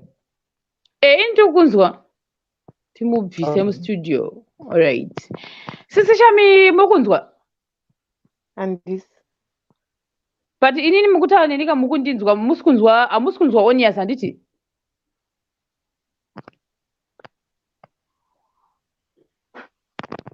Mina Onias mina ndibokubudisa tione kuti vari kunzwa here. Sisi Shamie? Ichete volume. Handichanzwa nani. Sisi Shamie? Menu pabaya. Sisi Shamie ndiri kunzwai kunoku ndiri kunzwai. But inini ndiri kukunzwai. Asi nini handisi kukunzwai. Mine ndimbobudisa tione. Guys, komendai musection kuti muri kundinzwa here inini. ndavabudisa ndakuva muri kundinzwa here inini muri kundinzwa because sisi Shamie vari kutanza ndisikuva havasi kundinzwa inini muri kundinzwa here please comment mandiadd someone tonzwanana hello zviri sei hello Hi Sharon. Mukundinzwa? Ndikukunzwa. Saka kusaidi kwaSister Shamie ngativaedhe futi. Sister Shamie. Sister Shamie. Hello. Isusu tiri kukunzwai. Inini handisi kukunzwai. Chimbobvisai pamwe ma-earphones tione kuti zvoita here. Earphone. Ndofunga sisi Shamie havasi kutinzwa but isi tiri kuvanzwa. Taura henyu sisi Shamie anogona kuzokunzwai zvamukutaura. Taura henyu. Sisi Shamie aiwa munotigonera rambai makadaro. Vari kunzwa saka. Isusu tiri kuvanzwa. Aiwa ndineni pamute hamupo mine tione. Mukunzwa ndikadai ndatokuisai pamute manje. Right now ndakuisai pamute. Ndakuvabvisa pamute pacho. Taurai tinzwe. Aiwa sisi Shamie munotigonera stereki rambai makadaro. Asi bhiko uyo rambai imbopote muchimunyimo chikafu vedu mwoyo wenyu wakanyanya kunakisa imi. Ndofunga sisi Shamie kwavari amene chichikuitika ndofunga nefoni yavo. Ndibvise pamute. Mamusi pamute ndatoita mute and unmute handisi kuziva chichikuitika usaidi kwenyu. Noita without earphones. Bvisai ma-earphones. Inini ndaiisa ndokwanisa kutobvisa but volume.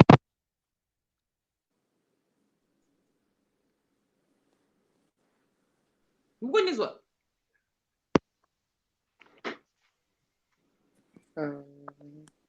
Still, I can't hear you. But we can hear you very clearly.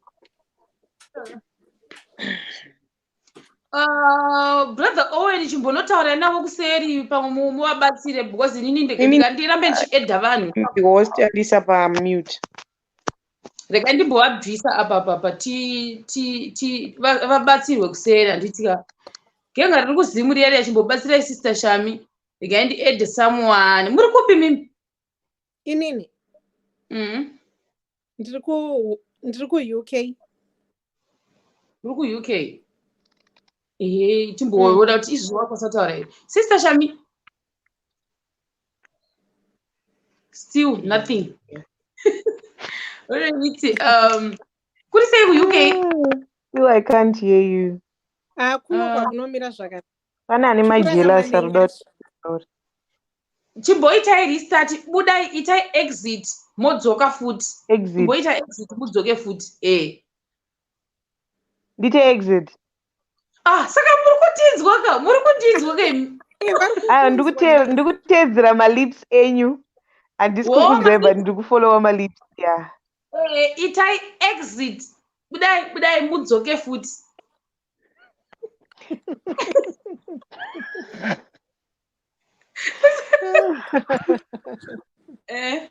Alright.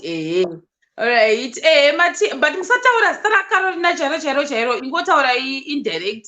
Tiudzei kuri sei? Ndati kuno kuti kuri right tiri kurarama nenyasha. Ko kubuda pashe muri kubuda here? Ndatobva mumashops kunotenga grocery. Saka mune curfew. Inonzi curfew ko cafe meno yoyo. No hati essential shops akavhura. Saka grocery riko tinobvumidzwa kuenda. Alright. That's nice. As long as muri safe, guys. Just be safe. Neso ndatoona sokutoti ndachifunga pamwe ichapera mwedzi uno but ndatoona article izvozvi yanga yakadanzira kuti kusvika end of July. End of July kwati end of June ngasingakanganisi. Vamwe vari kutaura zvaAugust saka amen. August.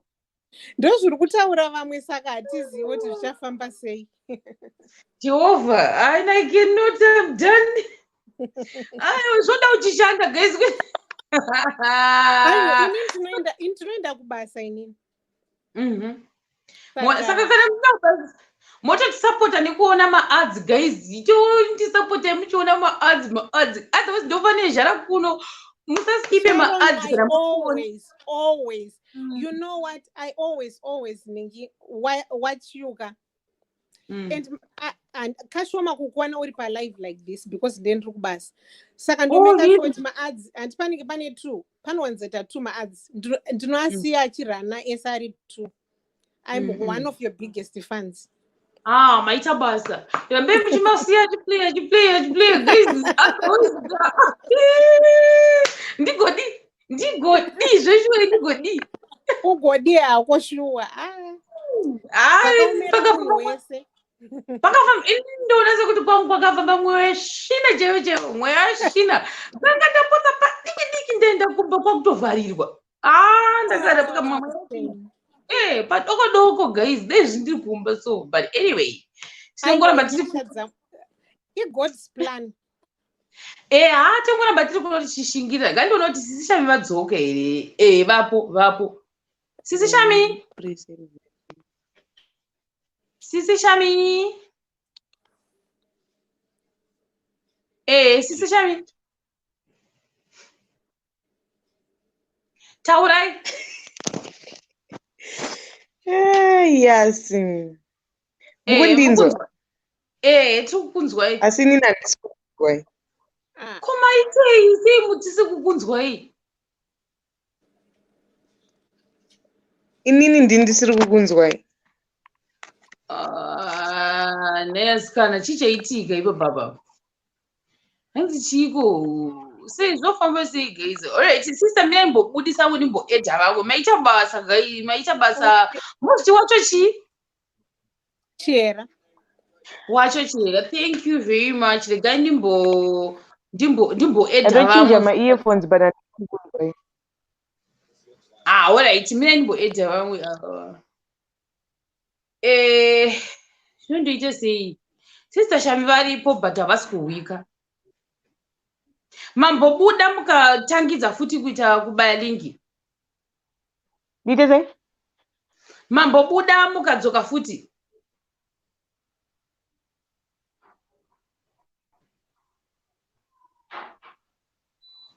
Asikana. Ava vanga vaenda. Ndive kuekera vanzi vechikwa. Ma-Indian. Mundu kuzviwa zvamukutaura muchiti kukuda zvinhu. Nganditava. But Sister Tanatswa. Kukunzwai. Hello. Right, Sister Tanatswa zviri sei? Tiri right, zviri sei? Tiri bo. Problem yekuti Sisi Shamie vanenge vasiri kutinzwa isusu asi ivo tiri kuvanzwa saka handizivi kuti chichi kuitika but isu tikuvanzwa kunoku handiti tikuvanzwa kunoku but saka handizivi kuti technology yacho zvekufamba sei. Muri kupiko Sister Tanatswa? Ndiri Cape Town, kuri sei ikoko? Kuri bo, kuri sei kukapa? Kapa kuri right, zvako kuri kudziya nhasi. Metimboona kuti vakuhwa here Sister Shamie? Still. Havasi. No? Sister Shamie guys. Kana ndimbobuda futi. Hanzi chekai WhatsApp yenyu. Hanzi chekai WhatsApp yenyu neuyo anokusendera data uya. Kwanzi chekai WhatsApp.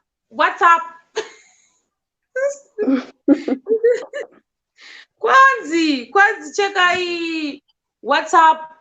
Chekai WhatsApp. Mukuzviwa here Sister Shamie. Kwanzi chekai WhatsApp. Endai ku WhatsApp kwenyu uku.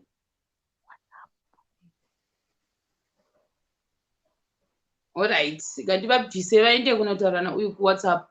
Hachazoti data here. Saka muri kuzvigona seiko kunhakirani uku? kuCape Town handizvozvo singoripo palockdown. Muchiita sei zvenyu? Ngogara humba tingaitei? Hapana shuwa ande saka muda kumhorosani nhasi?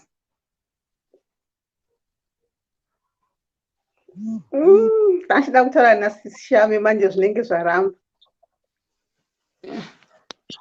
Zvinenge zvaramba. naShamie manje zvinenge zvaramba. Vari kutaura naSamuel kuseri, saka kana vakadzoka pamwe ndokuzogona kuedha futi garimboedha vamwe handika maita basa. Thank you. Thanks. Alright.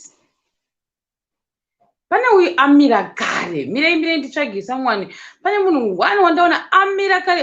Ayo mira ndimboedha. This one anonzi Victor. Victor amira kare. No. Victor, ndikuita seiwa. Victor. Sister, makundi confuse manje pana Sharo na Shamie. Alright. Shero. Shero. Yeah. Muse? Zvakei. Muche munhu amino kuri sei komuri. Kuri muri ku ndikukunzwai mukunizwa? Ndiri kukunzwai. Kuri sei kwamuri? Kwandiri kuri right singamboita. Muripi mimi? Ava ndiri kucyber jaya kuMalaysia. Kuchi? Kucyber jaya kuMalaysia. Cyber jaya iri kupi cyber jaya? Iri kuMalaysia. Like mu capital city kana kuti kusaidi kuti uriwo kusiri mu capital city? Munoziva nyika inonzi Malaysia iri kuAsia. Ndoiziva Malaysia ndokuziva ndakambokuya. So kune city inonzi Kuala Lumpur. So Kuala Lumpur mune masiti akawandisa like wana Selangor, mune cyber jaya futi. Pa university inonzi Lincoln in Malaysia. Ndongoziva muKuala Lumpur. Yeah, that's the biggest city yekuti munhu wese anowanzofarira kuenda because kuri right. Saka iwewe ukuitei ikoko? Kunoko ndakauya kuzodzidza, so yanga itori first semester yangu ndakauya kuzodzidza neLincoln, saka manje pava paita lockdown, saka tiri kungoita ma-online classes but hey akurwadza.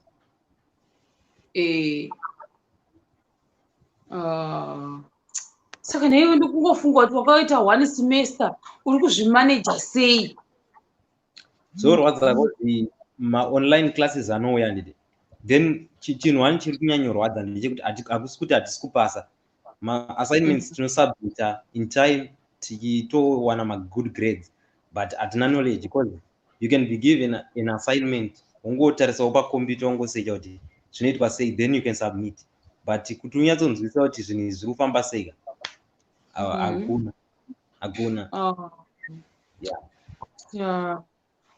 Mina ndise uyu ndise charger right ko food manje how far? Food vanokwanisa kana like ma-parents back home vanokwanisa kusenda mari kunoko zvavo. Ko baby lako? Kunoko hakuna mabhebi manje. Unerwa nhemba? Patakabva kuZimbabwe unobva wasiya wavharisa madhiri because kunokuya here for 3 years, saka hey pakaipa. Sure. Kuti uzomisa munhu mahara azvizonyatsobude zvakanaka. Ko vemuno muAsia ava? VekuAsia tatatanga yabva tavharirwa. I'm here for rineri ndo third month rangu handiti, then unokunaka muna February handiti, so which means kuti the whole month of March and March April then naMay tiri muno. Right. Mina ndizame kusa Sister Shamie, I can hear you loud.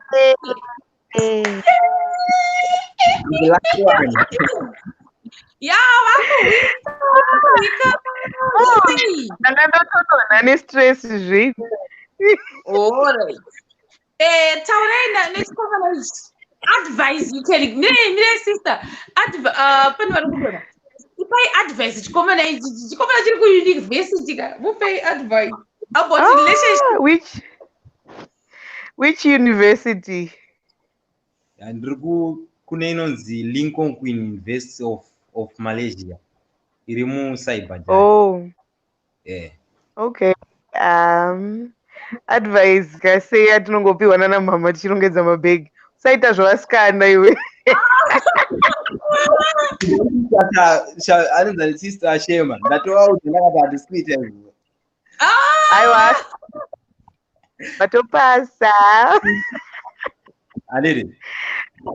Chingo, just make us proud. Well, misikanzwa iriko munoita, but remember to come back with that certificate. We really need it. Don't reward you. Exactly. All right. Viki taka. All right. Iri bo. Rekati edi vamwe. All right. Stay strong, guys. All right. All right. Thank you. Sure. Ndamumute rekore ndamumute nemistake vikaindi ede sister Kuzi. Hello. Tairo futi vedu we. Boss. Shema uyu ndewangu manje uyu.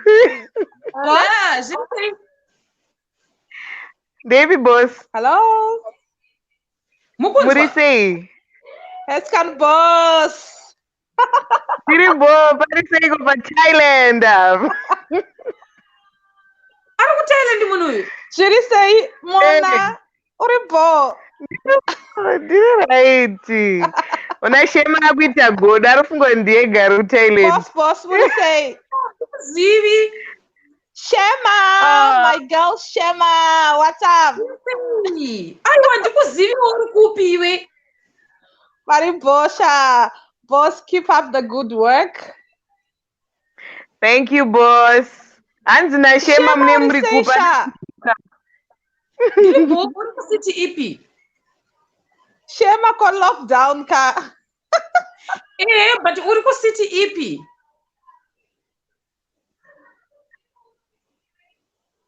Anzi muri ku city ipi.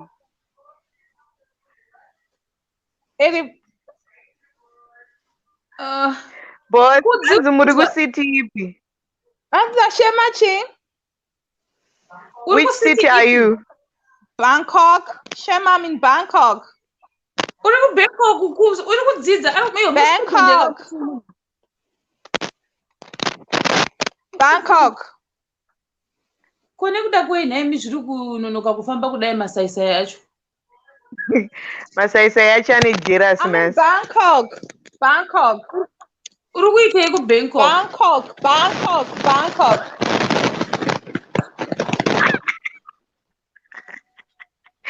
My boss. Shema wani wakapondifonera paFacebook.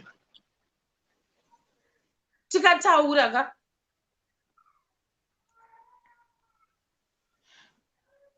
Kudzi wachoni iwe mi sister Shamie muzondiconnecta na uyu na kudzi uyu. Zokudzidza. Ndokuconnecta. Bye, boss. Bye. Alright. Ndokuconnecta inde chini chemudanga. University dai ndichazokuudzai ku inbox. Amai masa something. Right. Now I think new rule yandakuita. Kana wakuda kuya panapa uya ne video because atisi kufarira zvazoitwa nemunhu uya. Tapera. Yeah.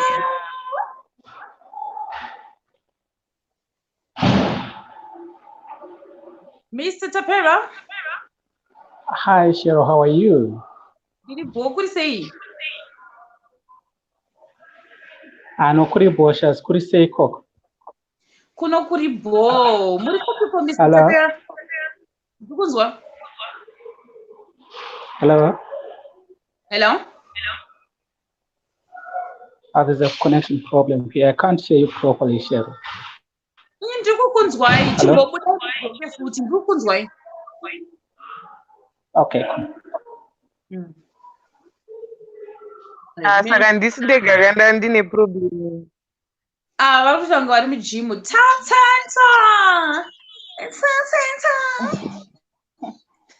Hi, Shama. Zviri sei? Muripo here? Ndiripo kuri sei? Ndafara kugona guys. Kuripo. Waisepiyekera wabva wadisappear. Taura na sister Shamie. Ndadzava kuripo. Sister Shamie.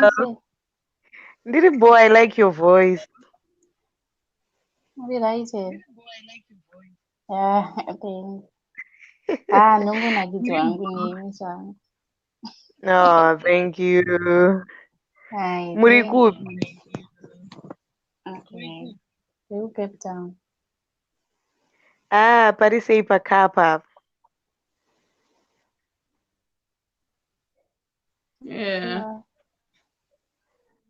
Vakufreeza. Alright, mina ndi-add again Mr. Tapera.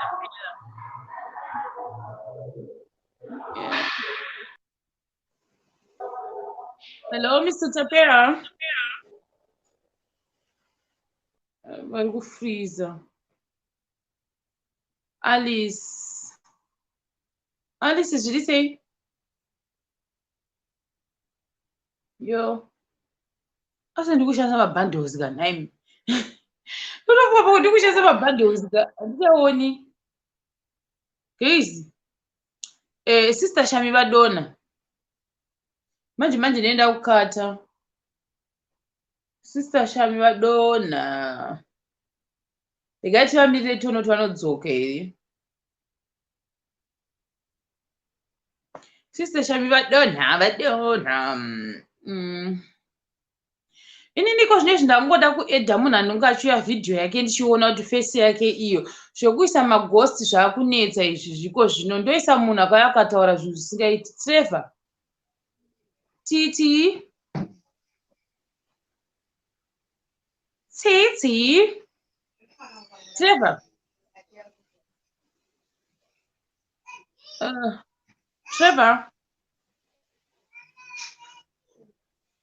Trevor pamwe inini network yangu ndo yakutondibhaisa ndichazivi weni. Mai Manase zviri sei? Mai Manase iwe watadza kuenda. Mai Masafu. Mai Masango. Mai Masau.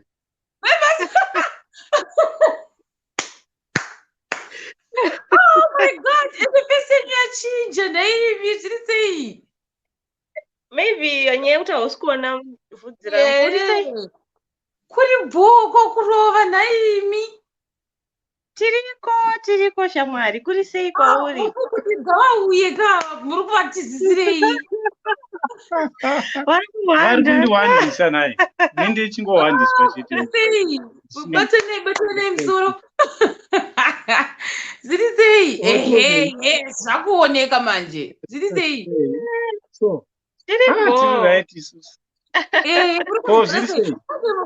Muri kuita munyama sisi Shamie vari kubva vadonha mai mwana. Handisi kuziva nekuda kwei guys. Ndofunga network. Pamateuya sisi Shamie vavoga. Mwaudze towafarira zvakanyanyisa. Ini nangu ndowafarira noda kuti vane saka. Vane saka. Because amai Masau vane saka nditi. Saka sisi Shamie manje vane tumwe saka. Vane rimwe saka ari pamusoro nerimwe repazasi. Onai o.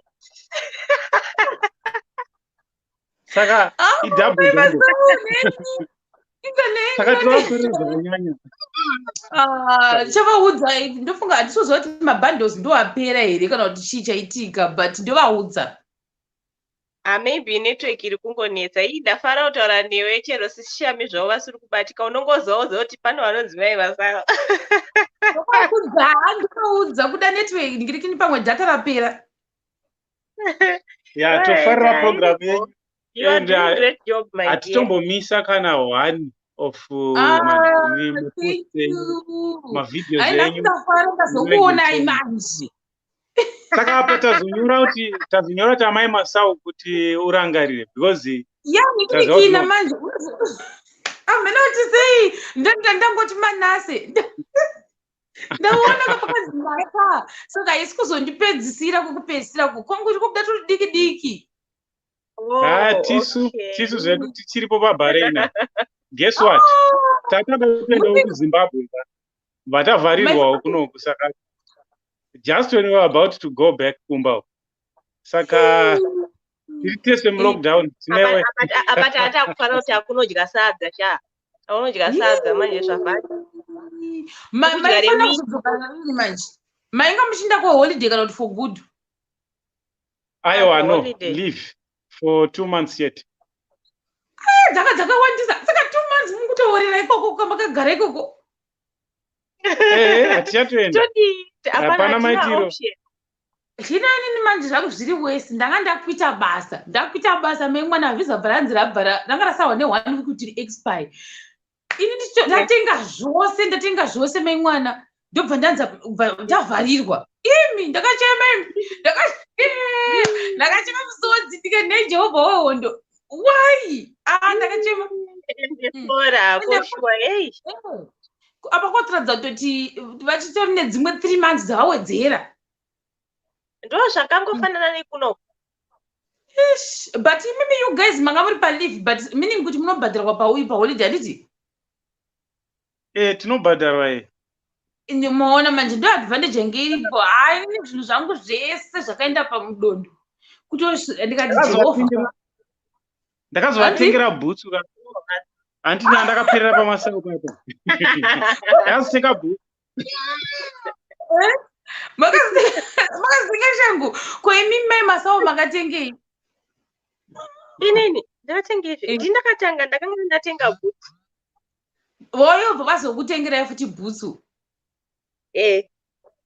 oh that's nice but anyway tirimo mugwenga tese guys ende musi unonzi mabhodha avhurwa ndikuita festival kusvika paairport handisi kuita muita zvokuseka ini ndoita number 1 baiwe apa ndinogona kumhanya ndine mazinhano marefu kungoti wawa ndatosvika iri bo thank you pane dzatichazoudza futi mugare muchiuya sisi Shamie vauya rege ndiveisa apa sisi Shamie ndiye nesina kuva mhoresa titakuona saka apa Shamie oh yes vabvanyemura ona saka ndachikudza Shamie uri seko Shamie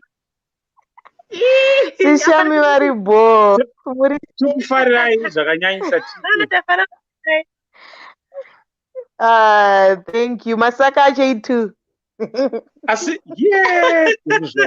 asi vanhu munogona kuita munonyatsoti zvinyatsointerview mune muri cool you are natural ndozvatinokudira izvi thank you maita basa ko kamwana kake ndekenyu here thank you ndiye mwana wangu anonzi Kudza naye zvinofadza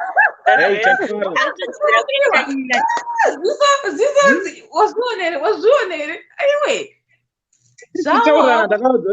ndakamboa kuti mwana ndewavo vachiita nharo avo vazviona bhosi ndakavati chiamairira nekamwana kavo ako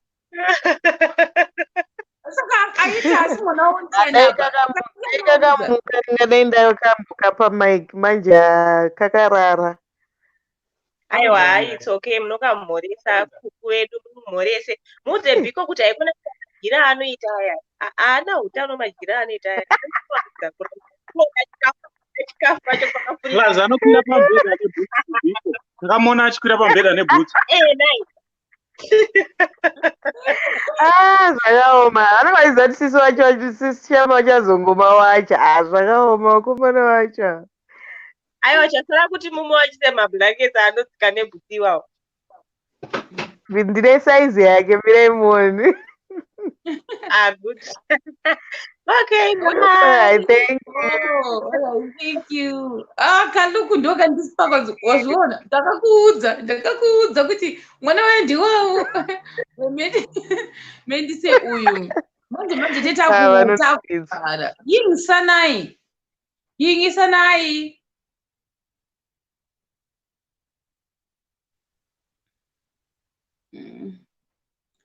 zvezvi ndakuda mafesi evanhu guys izvi zvekuzounza maghosti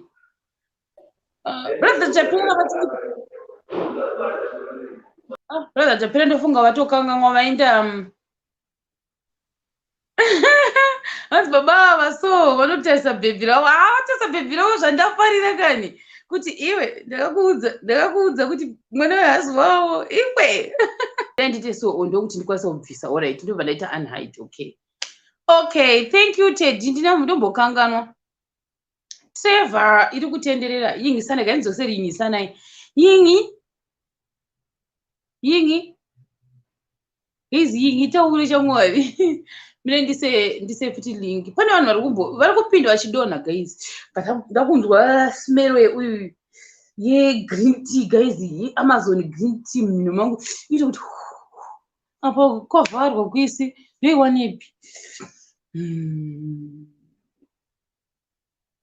yingisana akafriza mutise tiri bho guys ndakumira 10 minutes ndova ndabaya guys taifanira kutaura mastories kuti kaikara saka chatombomamira because mangu ada kuti sisi nokuva uye then Thursday tozounza sisi chido saka let's see kuti kumberi kuzvo zvakamira sei vada kujoina guys pindai neuye gandise futi sisi yingi hello yingi sanai no itombobuda futi ugozodzoka shamwari guys that last three people pindai ndobva ndaita exit ndobva ndabaya 3 people guys Trevor haisi kuita pane vamwe vangu vari muqueue dziri kungodonha saka sikuziva kuti nhau yenetwork iri ndiyokusachinyire guys like handikuziva kuti chichikuitika nhasi 2 hours I'm left with hours mangana ari free ndasaiwa ndasawa ne about 3 hours iri free ndofanira kuupdate ndofanira kuibhadhara so that because ndikasabhadhara this one handichakwanisi kuedha ndipewo mamwe manzi machi inonzi chiko zitara iyoni yekuti unenge uchida imwe site inoita kuti ukwanise kuenda paYouTube uchistreama neiyoyo because 20 hours dzangu dzakukwana saka ndoda zviri free zviri free andingambobhadhare $20 yekuti ndiedhe vanhu guys mangwana unenge unani pa11 ndiri kuya nanoku mangwana ndiri kuya nanoku kuti last 5 people mina ndise futi donate hanzi ndisire guys batsiraiwo uyu zuze guys batsirai zuze anoda data I think ndofanira ita plan yekuti ndi upgrade ngini yangu kana pasi hanzi mangwana between 2 to 3 p.m. Zim time mina ndise tatenda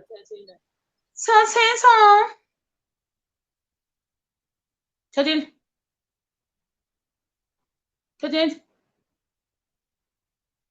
hello what did you say so hanzi 20 yandiri kushandisa inonzi alright baba ivimbai yandiri kushandisa inonzi StreamYard saka StreamYard zvainoita inokupa 20 hours free dzekuita stream uchiita zvokuedha vanhu ava I can use inonzi Zoom futi alright ndichai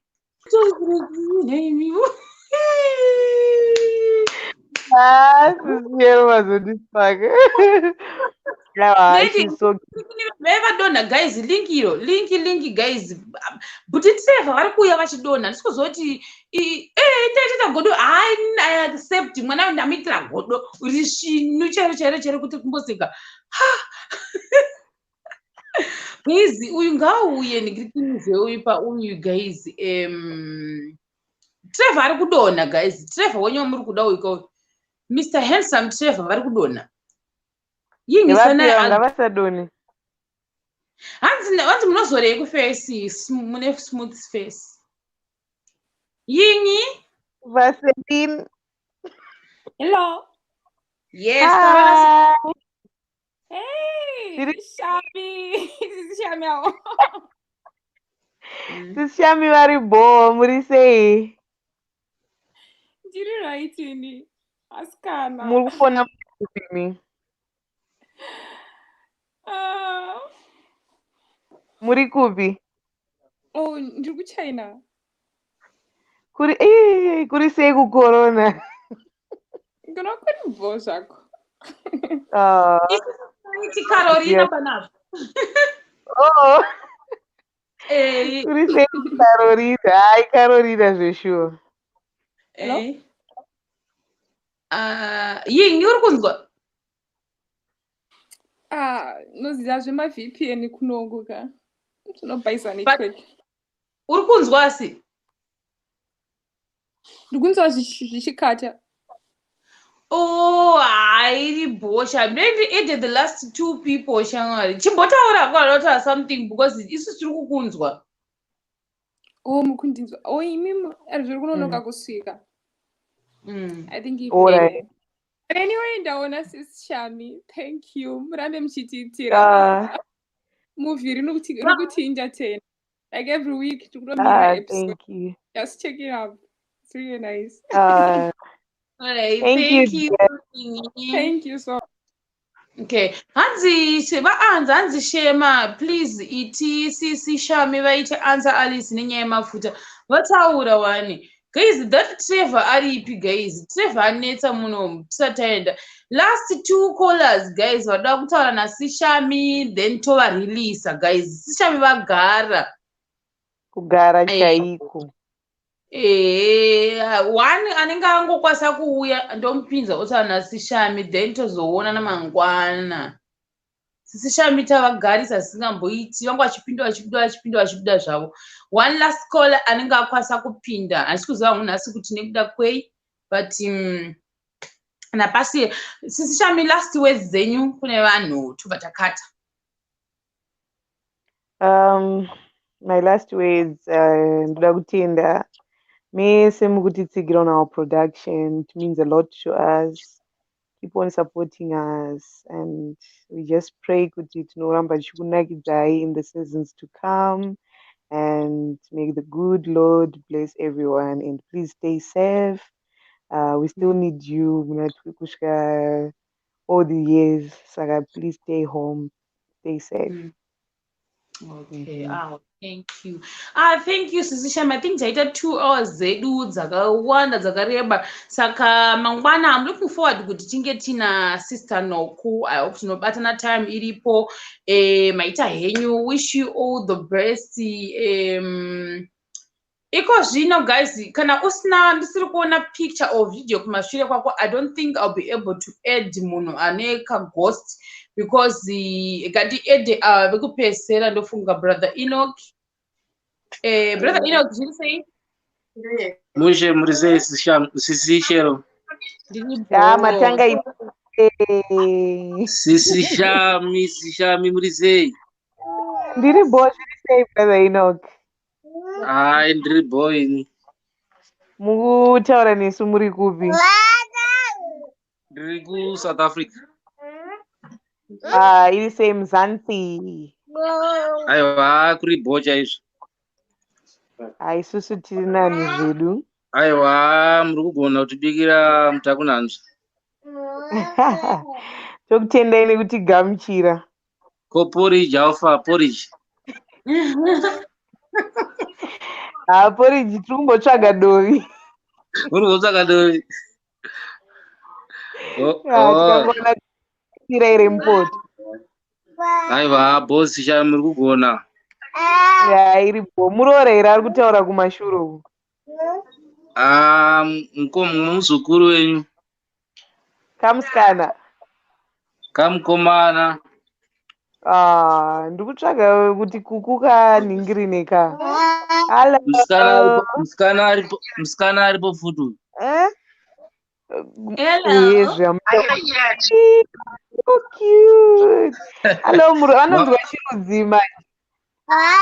Uyu anonzwa English neAfrikaans. Okay, aiwa saka regai nditodzidzisa kuku because tinotoya nemadhadha. Handiti ka. Thank you Aiwa, bo, aiwa, aripo. Alright, thank you very much.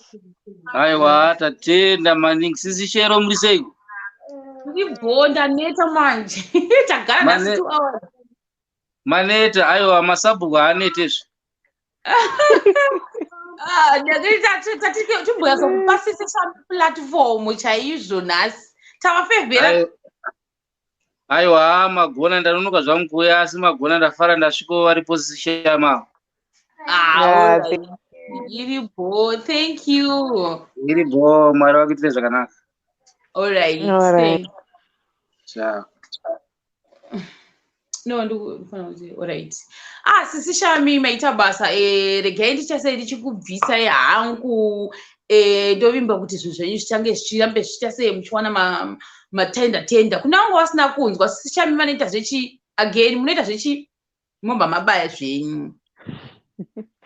Alright, vanonoka kutibata. Sisi Shamie vanoita zvinhu zvakawanda. She's a filmmaker, production designer, production manager, photographer. Vanoshanda kuZIF, vari administrator. She's a hustler.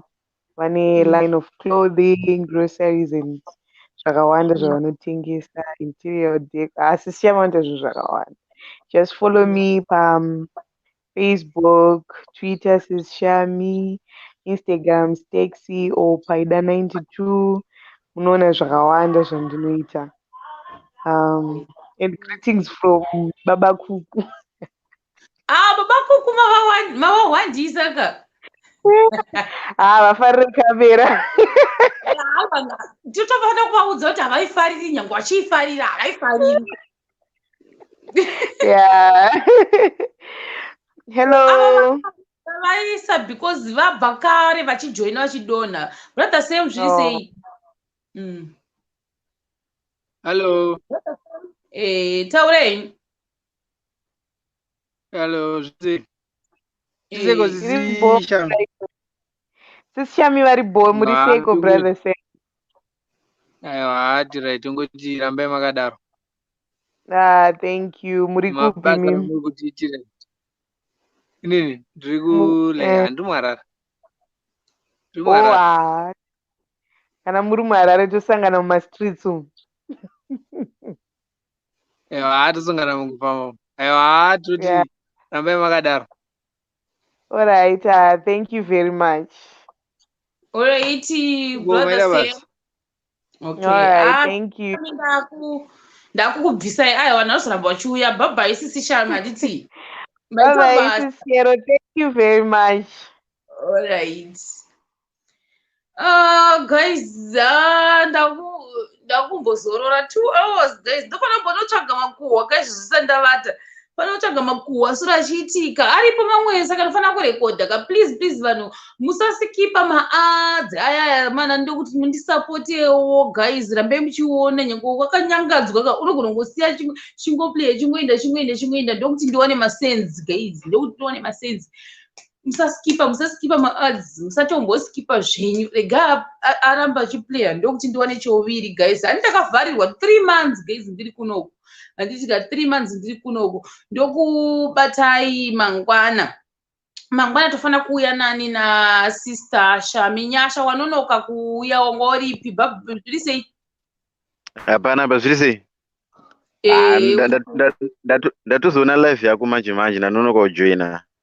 Mangwana tiri kuuya nanoku saka unokwanisa kujoina wouya kuzoona noku zvako. Nguwai? I think between 2 to 3 p.m. Zim time ndo pandiri kuuya. 2 to 3 p.m. Zim time. Saka kuno maybe 3 to 4 ndiri kuCyprus saka kuno maybe inenge 3 to 4. Yeah, I'm not sure but time yo I think ndo iri convenient kwandiri because like ndine neighbors ari paside pangu saka ndakati chinjei time sezvo inini ndinge ndiri lockdown saka time dzavanozouya nenga vanoshanda kwanoshanda anoya about around 10 p.m. saka handizodi kunge ndichivadisturba. Okay, it's okay. Tobatana mangwana. Alright, iripo. Ipo. Okay. hanzi saka shero uchavhurirwa rini osisi Shamie ndatokubvisai pavidhio you can exit zvenyu it's okay ndikuramba ndichivaona vari kuseri munogona kuexita saka shero uchavhurirwa rini nai handizivi because panhasi chaipo patoita sei patoiswa kanyuru kekuratidza kuti chirimo ende kutanga mangwana guys kana ndakuzoedha munhu kana chinhu chako chiye chisina vhidhio kuseri handisi kukuedha because right now ndikufanira kunoedita this video tibvise pataurwa zvinhu zvisiri izvo nemunhu ambouya panapa kana ndisiri kuona vhidhio yako kuseri I won't aid you sorry zvenyu saka ndofanira kutanga ndatoona kavhidhio kuseri kwako kuti ndikuedhe uye apapa handidi thank you very much nekujoina tinokubatai pachikamu chinotevera nemakuhwa ndichange ndichiuya nawo musarega kuita sei kuona maadzi aya ndo panobuda dhiringi yangu uye pamuzoti pamwe matiketi kana odhura guys please I'm begging you guys kungoona maadzi chete iwaya ndokuti ndiwane cheuviri maita henyu